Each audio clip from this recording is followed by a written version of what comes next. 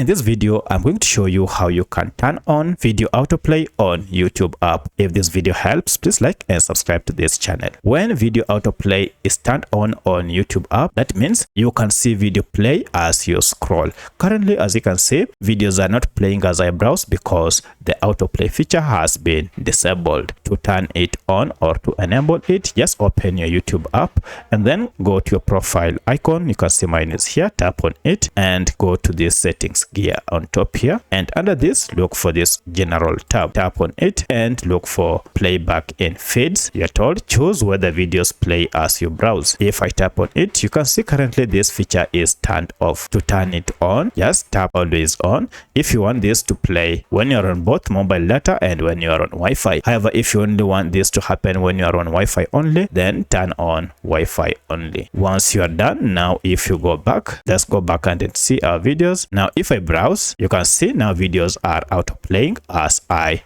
browse. So that's how you can turn on video autoplay on YouTube app. If you have any other question, kindly let me know in the comment section. Otherwise, thanks for watching and let's meet in the next video.